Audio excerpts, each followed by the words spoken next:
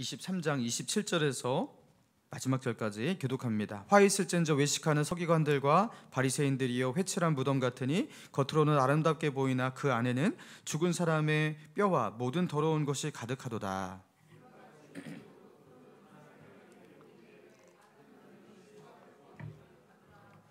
화 있을진저 외식하는 서기관들과 바리새인들이여 너희는 선지자들의 무덤을 만들고 의인들의 비석을 꾸미며 이르되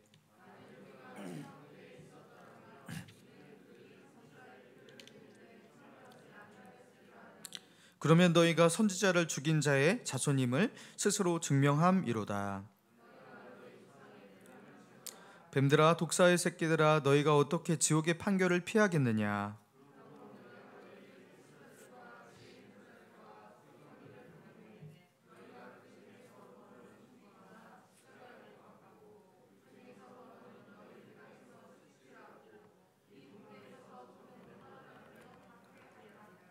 그러므로 의인 아벨의 피로부터 성전과 제단 사이에서 너희가 죽인 바라갸의 아들 사가랴의 피까지 땅 위에서 흘린 의로운 피가 다 너희에게 돌아가리라.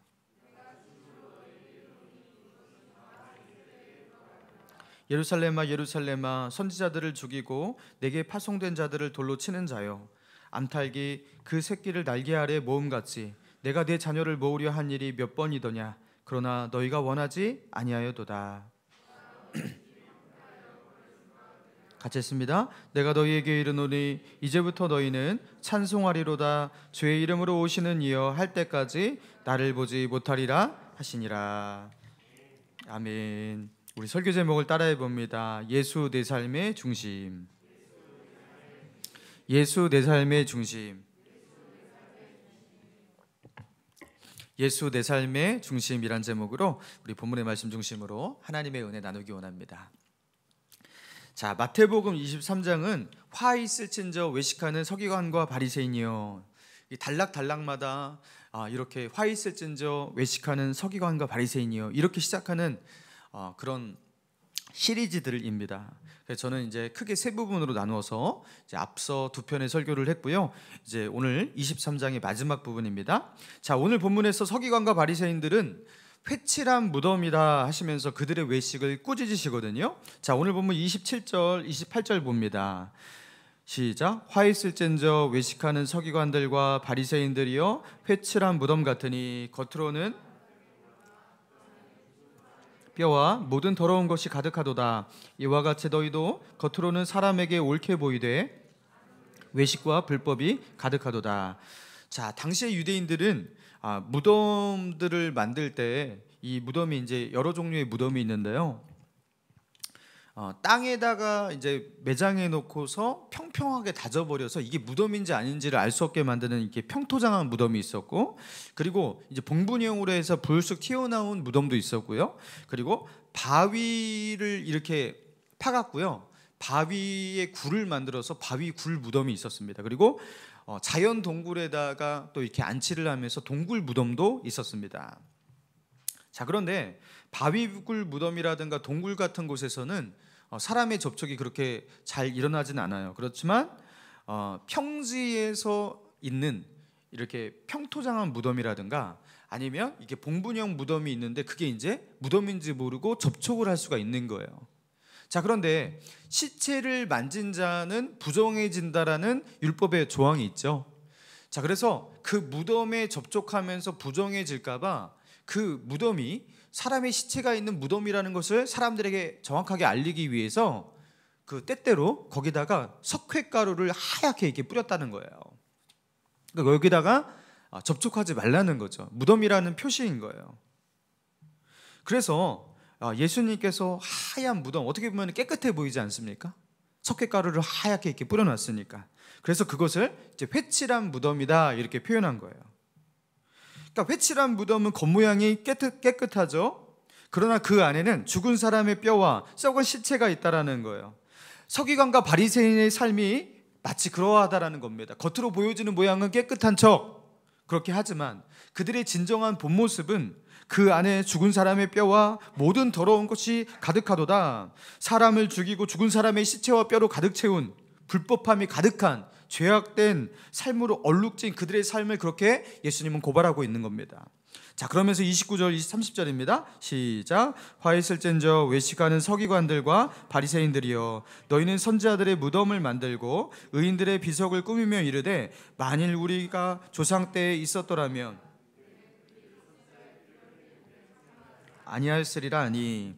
자, 당시 종교 지도자들은요 어떤 일을 했냐면 그 선지자들의 무덤을 이렇게 만들어 주었다고 해요. 그렇게 박해와 핍박을 당하고 죽어간 그 옛 선지자의 무덤을 다시 만들어주고 또 그들 앞에 괜찮은 비석을 이렇게 정성스레 세워주고 그렇게 이 일을 하는 데 있어서 열심을 냈고요. 성전의 헌금으로 들어온 그 헌금까지도 이렇게 옛 선지자라든가 그렇게 아쉽게 죽어간 의인들의 무덤을 만들고 그들의 비석을 세워주는 일에 그렇게 사용했다고 합니다. 여러분, 이런 일을 열심히 했다라는 거예요. 그러면서 그렇게 억울하게 옛 시대의 의인이었고 하나님의 말씀을 전하는 선지자였지만 박해로 인해서 죽어간 선지자와 의인을 기리면서 그들은 이렇게 말했다라는 거예요. 만일 우리였다면 우리는 우리의 조상과 같지 않게 우리는 그들이 피 흘리는 이 일에 참여하지 않았을 것이다. 어찌하여 이런 일이 일어났단 말인가, 참으로 안타깝구나, 이랬다라는 거예요. 그런데 예수님은요 그들이 하는 그들의 행위를 보면서 기가 차신 거예요. 왜입니까? 그들은 선지자를 죽이는 정도가 아니라 나중에 어떻게 해요? 하나님의 아들을 죽이는 자들이니까. 자, 그러면서 말씀하십니다. 32절부터 36절까지. 너희가 너희 조상의 분량을 채우라. 뱀들아, 독사의 새끼들아, 너희가 어떻게 지옥의 판결을 피하겠느냐. 그러므로 의인 아벨의 피로부터 성전 제단 사이에서 너희가 죽인 바랴게의 아들 사가랴의 피까지 땅 위에서 흘린 의로운 피가 다 너희에게 돌아가리라. 내가 진실로 너희에게 이르노니 이것이 다 이 세대에게 돌아가리라. 여러분, 이 말이 참 억울하게 들릴 수도 있어요. 왜냐하면 보세요. 아벨의 피, 아벨이 언제 나오죠? 창세기 4장에 나온 아벨 말하는 거예요. 가인과 아벨. 가인에게 그죠? 돌로 쳐 죽임을 당한 의로운 자인데 죽임을 당했잖아요. 그 아벨의 피로부터 최초의 그 핍박과 살인이지 않습니까? 그 죄로부터 역대하 24장에 나와 있는 이 마지막으로 기록된 공식적 순교자인 사가랴 선지자, 이 사가랴 선지자의 그 죽음, 그 선지자와 의인을 박해하고 죽인 그 피의 모든 책임을 누가 진다고요? 이 세대가. 지금 예수님께서 정죄하고 계신 서기관과 바리새인들, 그 외식하는 이 세대가 이 모든 책임과 이 피에 대한 책임을 지고 이 세대가 그 책임을 질 것이다, 이렇게 말씀하고 있는 거예요. 그들이 심판을 당해야 한다라는 거예요. 여러분, 이거는 너무 가혹한 거 아닙니까? 여러분, 가인의 죄는요 왜 이 세대가 책임을 져야 돼요? 수백 년 전에 죽었던 그 사가랴의 죽음에 대해서 왜 심판을 이 세대가 당해야 하는 거예요? 여러분, 그 이유가 무엇이죠? 다른 것이 아니에요. 예수님께서 이 세대에게 베푸신 그 은혜와 그 기회가 그만큼 컸기 때문입니다. 그 이전과는 차원이 달랐어요. 전에는요 하나님께서 그죠? 회개하라고 하나님의 사람들을 세워서 그렇게 보내셨어요. 뭐 제사장이라든가 서기관이라든가 선지자를 세워서 그들에게 보내시는데 그들은 하나님의 메시지를 전달하는 대언자들이었습니다. 자, 그러나 지금은 어떤 거예요? 하나님이 직접 이 땅에 오셨어요. 하나님의 아들이 주인이 되시는 그분이 직접 오셨어요. 그래서 하나님만이 베풀 수 있는 권능과 기적과 표적들을 그들에게 보여주셨어요. 그 누구도 이전에 이렇게까지 권능과 기적이 나타난 적이 없었어요. 그리고 하나님의 지혜로만 할 수 있는 그런 말씀들, 여러분, 그런 권위 있는 말씀으로 그들에게 그죠? 그렇게 가르치시고 그리고 그들에게 계시하시고 그리고 그들을 책망하셨어요. 여러분, 역사 이래 이런 일이 없었어요. 이렇게 외식하고 타락한 적도 없었을지 모르겠지만 이렇게 하나님의 은혜와 그죠? 이렇게 하나님의 기회가 전폭적으로 그들에게 베풀어진 적도 없었어요. 그런데 그들은 하나님의 그 아들까지도 죽인 거예요. 그래서 역사 일에 일어난 모든 핍박과 살인들을 다 해도 모자라 끔찍한 죄악을 이 세대가 져야 한다, 그렇게 말씀하고 계신 거예요. 그러면서 그들의 죄악의 근본적인 동기가 무엇인지를 이제 37절에서 39절까지 이렇게 말씀하고 있는데요. 자, 37절 같이 읽습니다. 시작. 예루살렘아 예루살렘아 선지자들을 죽이고 내게 파송된 자들을 돌로 치는 자여, 내가 내 자녀를 모으려 한 일이 몇 번이더냐. 그러나 너희가 원하지 아니하였도다. 자, 하나님이 하시는 일이 무엇이었다고 기록되어 있습니까? 하나님께서는요, 그들을 모으려고 하셨다라는 거예요. 어디로요? 암탉이 그 새끼를 자기 날개 아래 모음같이 하나님이 어떻게 하셨다는 거예요? 자기의 보호 아래, 자기의 날개 아래, 하나님의 통치 아래, 하나님의 주권 아래, 하나님 중심으로 그렇게 하나님은 자신의 백성들을 그렇게 모으려고 했다라는 거예요. 그래서 하나님은 어떻게 하시는 거예요? 선지자들을 보내고 또 보내셨다라는 거예요. 그러나 그렇게 하나님이 선지자들을 보내서, 당신의 사람들을 보내서 하나님의 보호와 하나님의 통치와 하나님의 주권 아래 살아가는 하나님 중심의 백성들을 만들려고 그렇게 하셨지만 그들은 어떻게 반응했다고요? 자, 37절 끝에 그러나 너희가 원하지 아니하였도다. 여러분, 이게 핵심인 거예요. 그들이 왜 선지자들을 죽였다고요? 그들이 왜 의를 행하는 의인들을 죽였다고요? 하나님 중심이 되라고 말하고 있는 그들, 여러분, 그들의 말에 따른다면요, 나 중심으로 살던 나의 삶이 뒤엎어져야 되는 거예요. 나 중심으로 살아가는 나의 인생이, 나 중심의 인생이 뒤엎어지는 것, 이것을 그들은 원하지 아니하였다라는 거예요. 그걸 원하지 않습니다. 그래서 주님은요, 그들을 향한 심판을 말씀하십니다. 38절, 39절 같이 읽습니다. 시작. 보라, 너희 집이 황폐하여 버려진 바 되리라. 내가 너희에게 이르노니 이제부터 너희는 찬송하리로다. 주의 이름으로 오시는 이여 할 때까지 나를 보지 못하리라 하시니라. 여러분, AD 70년에 정말로 이 말씀이 역사 속에 성취가 되는데, 로마의 티투스 장군이 쳐들어와서 예루살렘 성벽을 돌 하나도 돌 위에 남지 않도록, 여러분, 도시는 그렇게 쑥대밭이 됩니다. 그리고 예루살렘 사람들은 학살을 당합니다. 여러분, 끔찍한 하나님의 심판이 이제요 몇십 년 뒤에 있게 된 거예요. 사랑하는 성도 여러분, 이 본문의 말씀을 통해서 하나님은 우리에게 뭘 말씀하고 계시는 것입니까? 하나님은 선지자들을 보내고 또 보내셨어요. 하나님의 뜻을 가르치고 전하는 자를 그렇게 보내시고 또 보내시면서 어떻게 하셨던 거예요? 암탉이 그 새끼를 자기 날개 아래 모음같이 하나님은 하나님 중심으로 자신의 백성을 그렇게 모으려고 했던 거예요.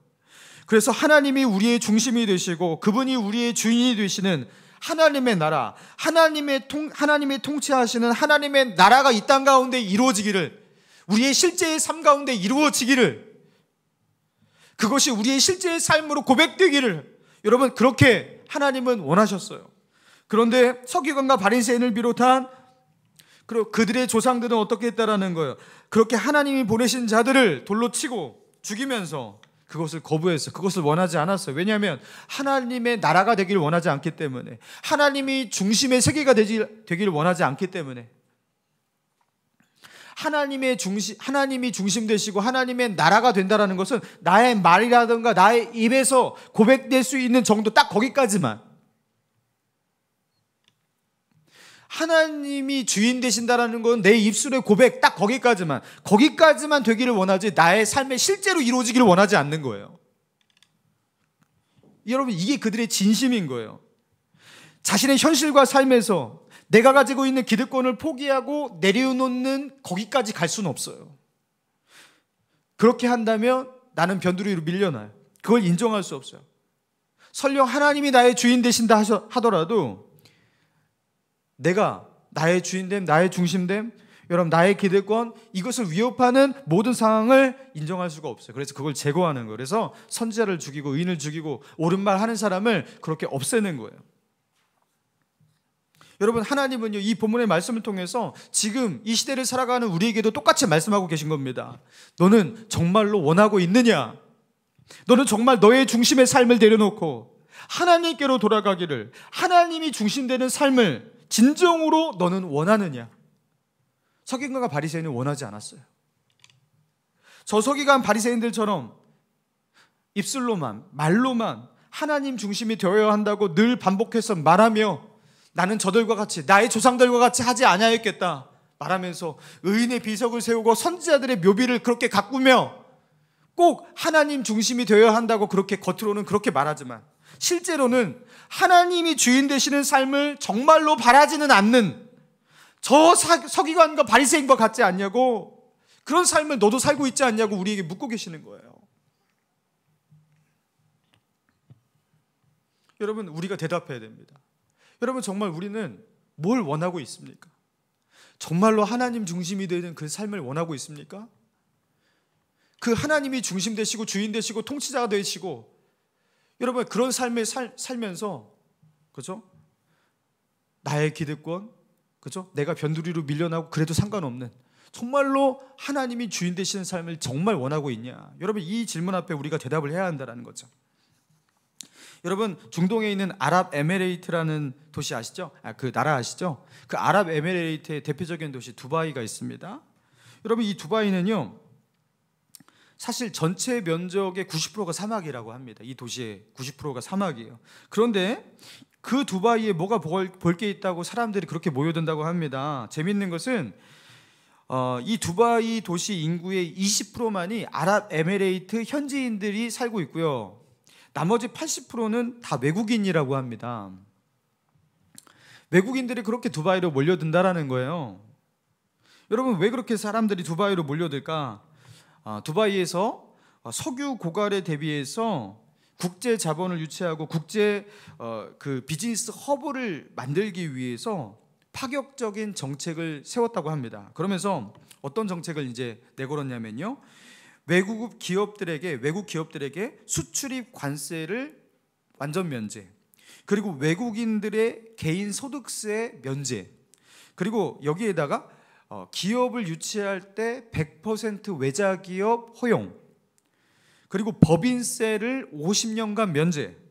여러분, 이거 대단한 거예요. 어마어마한 혜택입니다. 그리고 자유로운 국외 송금 허용, 국제금융센터와 급속 상품센터 설립, 외국인에게 99년간의 조차권 허용, 건물 층수 제한 폐지, 금융규제 철폐. 세상 그 어떤 도시에도 없는 그런 조건들을, 파격적인 혜택을 그렇게 내건 거예요. 그러니까 그 결과 인구 227만 명 중에서 외국인이 80%, 180만 명의 외국인이 사는 도시가 되었어요. 완전히 국제적 도시가 되었어요. 두바이로 그렇게 몰려드는 거예요. 세상의 중심이 되기 위해서, 비즈니스의 허브가 되기 위해서 뭐라는 거예요? 어떤 나라도 어떤 도시도 주지 못한 파격적인 혜택을 주어서 그런 기업을 유치하고 외국인 자본을, 인력을 그렇게 끌어들인 겁니다. 그러니까 정말로 세계의 중심까지는 아니더라도 중동의 중심, 그렇죠? 정말 아시아의 그 허브가 된 거예요. 사람들이 그렇게 두바이로 몰려들어서 중심 도시가 되어버린 거예요. 사랑하는 성도 여러분, 우리는 왜 하나님 중심이 되기가 그렇게 어려울까요? 왜 하나님 중심으로 우리 인생이 펼쳐지지 않고 나 중심에서 하나님 중심으로 중심 이동이 잘 안 될까요? 왜 내 마음이 하나님의 주인 되심을 온전히 인정하지 못하고 자꾸 나 중심의 삶을 그렇게 내려놓지 못하고 그렇게 살아갈까요? 왜입니까? 하나님 중심으로 살아가는 자에게 주시는 파격적인 혜택을, 그게 무엇인지 잘 알지 못하기 때문입니다.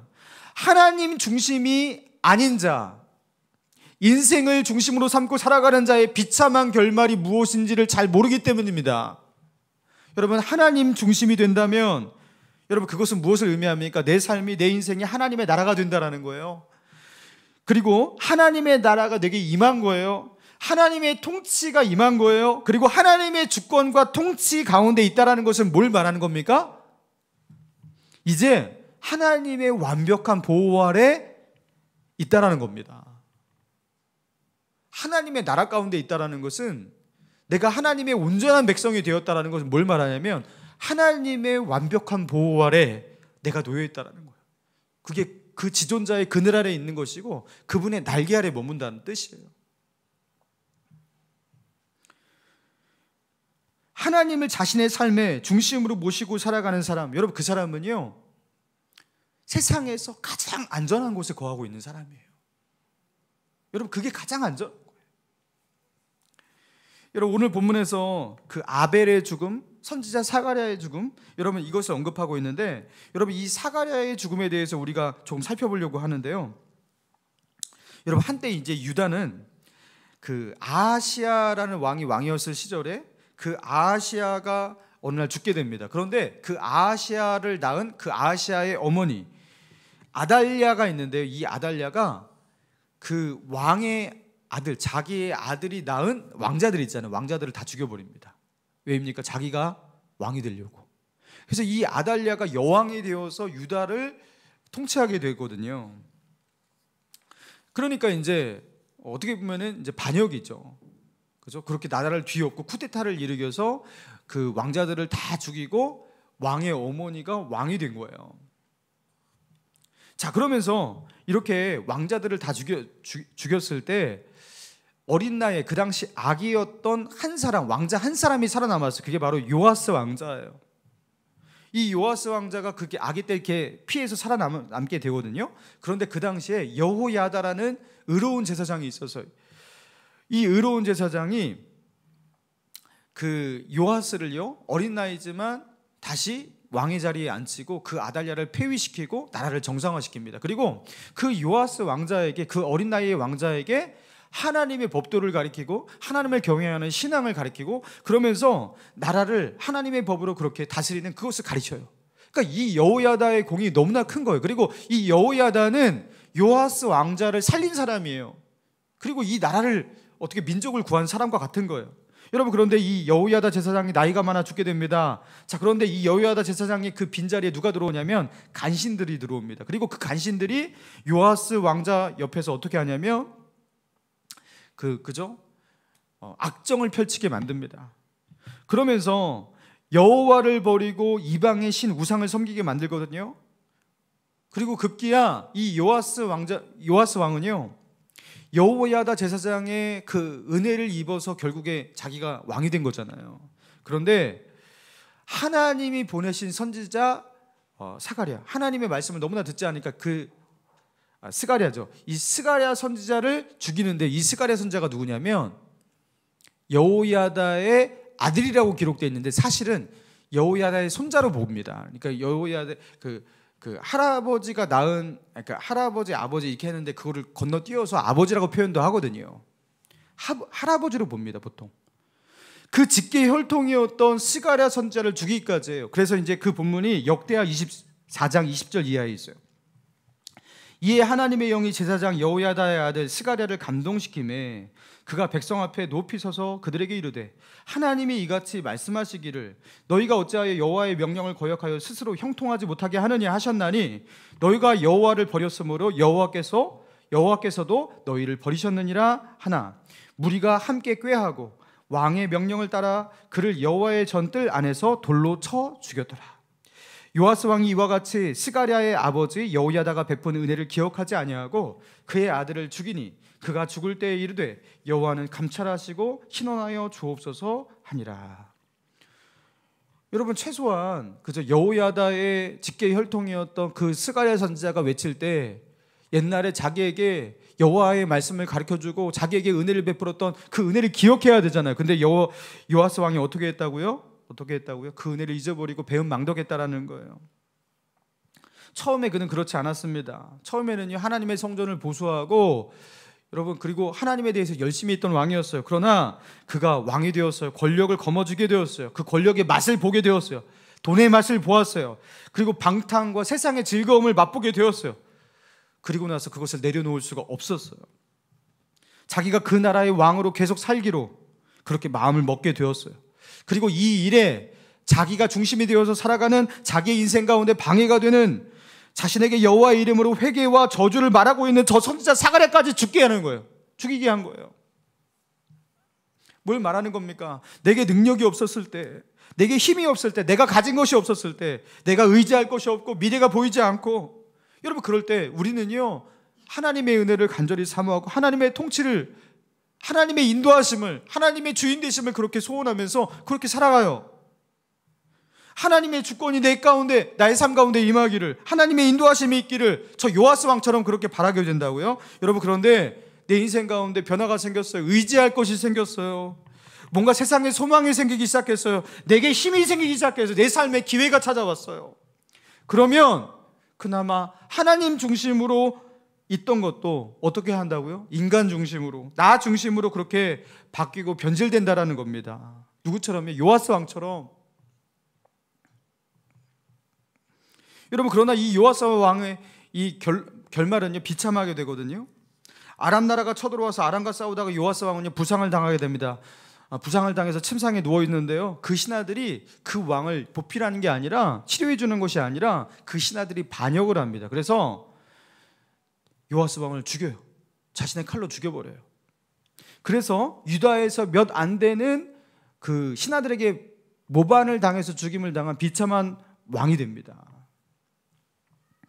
자신이 주인 되면요, 자기의 인생 자기가 책임져야 되는 거예요. 그걸 말하고 있는 거죠. 하나님이 주인 되시고 하나님이 중심이 된다는 것은, 여러분, 우리에게 하나님의 보호와 하나님의 통치가 있다는 것이고, 하나님의 통치가 있다는 건 뭐냐면 이제 하나님 책임하에 들어간다는 거예요. 그리고 하나님의 보호 아래 머물고 있다는 거예요. 여러분, 걱정하지 마세요. 나의 주인이 정말 하나님이십니까? 내게 어떠한 사고와 어떤 사건과 고난이 있고 내게 어떤 질병이 있더라도 나는 안전합니다. 하나님의 주권과 통치 아래 있어요. 여러분, 안심하시기 바랍니다. 여러분, 다윗이 말했어요. 나는 백향목궁에 거하거늘 하나님에게는 휘장 가운데 있도다. 여러분, 다윗이 했던 이 말에 하나님이 감동하시잖아요. 그래서 다윗을 축복하시잖아요. 다윗은요, 나는 이렇게 좋은 집에 살면서 어떻게 하나님에게는 저렇게 초라한 곳에 놀 수가 있어? 이건 말도 안 돼. 말도 안 돼. 이런 고백을 한단 말이에요. 여러분, 이 고백이 왜 위대한 고백이냐면요, 이거는 하나님 중심인 사람만이 가질 수 있는 문제의식이기 때문에 그런 거예요. 그동안 왕궁에 거하는 많은 왕들이, 그 많은 백성들도 아무도 이거에 대해서 이상하다 생각하지 않았어요. 여러분, 그런데 하나님 중심을 진심으로 원하고 바라고 그렇게 살아가고 있는 다윗은요, 이게 너무 이상한 거예요. 어떻게 내가 더 좋은 집에 살 수 있어? 이건 말이 안 돼. 그러면서 그걸 고통스럽게 생각하는 거예요. 내가 하나님의 전을 지켰습니다. 그러면서 하나님이 시키지도 않은 일을 가지고서요, 문제의식을 가지고 그렇게 하나님께 헌신하고 하나님을 예배하게 되는 거죠. 저는 20대 때 그 스타크래프트라는 게임에 한번 손을 댄 적이 있었는데요, 한번 손을 대면 끝장을 보는 성격이라 열심히 했습니다. 하루에 몇 시간씩 그 게임을 하면서 그 게임을 정복하려고 했어요. 근데요, 어느 순간 심적인 고통이 찾아왔어요. 그 당시 스타크래프트는 그 어떤 젊은이들의 문화였거든요. 근데 그거를 이제 뭐 한두 시간씩 한다고 그게 뭐 이렇게 문제가 될까 싶었는데 마음에 너무 힘든 거예요. 그래서 하나님께서 원하지 않는구나 하고서 그 CD를, 그 당시 이제 3, 4만 원 하던 CD였는데 부셨어요. 다시 샀어요. 다시 하고 싶어서. 근데 다시 또 마음에 고통이 찾아와서 다시 부셨어요. 이걸 반복하면서 결국에 그것을 끊었어요. 제가 신대원에 입학했거든요. 탁구, 이제 운동을 하겠다 탁구를 했는데 또 한번 끝장을 보자 해갖고 막 새벽 1~2시까지 막 탁구를 치면서 탁구에 빠졌어요. 그런데 그렇게 탁구에 빠져있고 그런 모습이 저에게 또 왜 이렇게 마음에 고통이 있는지 마음이 편하지가 않았어요. 탁구 라바를 찢었어요. 4만원짜리 5만원짜리 막 그걸 찢었어요. 버렸어요. 다시 샀어요. 다시 샀어요. 그걸 또 찢었어요. 여러분, 제가 지금 뭐 하고 있는 거예요, 이게? 예수 믿는 사람 문화생활 못합니까? 취미 이런 거 못합니까? 이거 게임 할 수 있는 거 아니겠어요? 스포츠 할 수 있는 거잖아요. 여러분, 그런데 제가 그렇게, 그죠? 하나님이 꼭 그러고 하지 마 이렇게 금지한 것도 아닐 것 같은데, 제가 그렇게 힘쓰는 이유가 무엇이냐면, 그것이 아무리 건전한 문화생활이라도, 그것이 나의 건전한 취미와 오락일지라도, 허용되는 세상의 즐거움일지라도 거기에 마음을 뺏겨서 중심이동이 일어나는 것, 이게 고통스러운 거예요. 하나님이 내 삶에, 내 마음 가운데 중심이 되시고 가장 큰 즐거움이 되시고 기쁨이 되셔야 되는데, 그것이 나의 중심이 될 때, 여러분, 그게 나에게 고통스러워, 거기에 문제의식을 가지게 되는 거예요. 이건 아니다. 스스로 버리는 거예요. 스스로. 여러분, 돈이 우리 삶 가운데 얼마나 중요합니까? 돈 없으면 우리 살지를 못하잖아요. 이건 매우 중요하고 우리 삶 가운데 너무나 필요합니다. 그러나 돈이 내 마음 가운데 하나님보다 더 의지하는 것이 됐을 때, 그건 우상이 되는 거예요. 하나님보다 돈이 더 우선이 됐을 때, 더 가치 있는 것으로 여겨지게 됐을 때, 여러분, 그거는요, 용납할 수가 없는 거예요. 사랑하는 성도 여러분, 하나님께서 우리에게 원하시는 것이 무엇입니까? 여러분, 우리의 마음의 중심이에요. 여러분, 여러분의 그 마음의 중심을 하나님께 두고 있으십니까?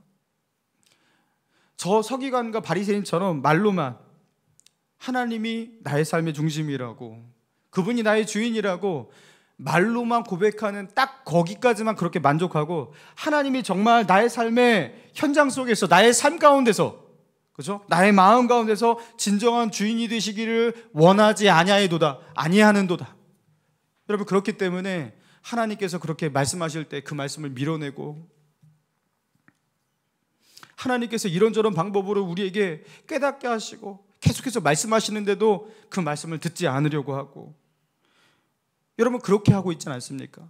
여러분, 하나님의 말씀이 안 들리는 게 아니에요. 내가 그걸 원하지 않고 있는 거예요. 하나님이 정말 나의 삶의 주인 되시기를, 그렇게까지 나의 삶을 통치하시는 실질적인 주인이 되시기를 원하지 않는 거예요. 여러분, 하나님이 언제까지 선지자를 보내셔야 됩니까? 언제까지 우리에게 기회를 주시면서 계속해서 말씀하셔야 됩니까? 도대체 얼마나 큰 은혜를 주어야지 우리가 하나님의 말씀을 들을 것입니까? 사랑하는 성도 여러분,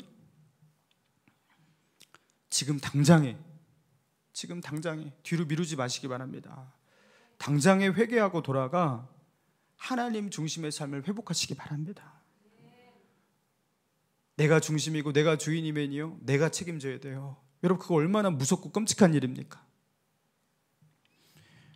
하나님 중심이 되시고 하나님이 주인 되시는 삶을 살면요, 지금 당장에는 보잘것없어 보이지만, 아무 대책 없어 보이지만, 이제부터는 하나님이 책임지시는 진정한 하나님의 백성이 된 거예요. 여러분, 그것은 그 사람의 미래는, 그 사람의 인생은 하나님이 이제 책임지십니다. 여러분, 자기 인생의 힘과 인생의 도움 아래 자기의 인생을 그렇게 맡기지 마시고, 하나님의 도우심과 하나님의 은혜 아래, 하나님의 통치 아래 그렇게 머물 수 있는 저와 여러분 되기를 주님의 이름으로 축원합니다.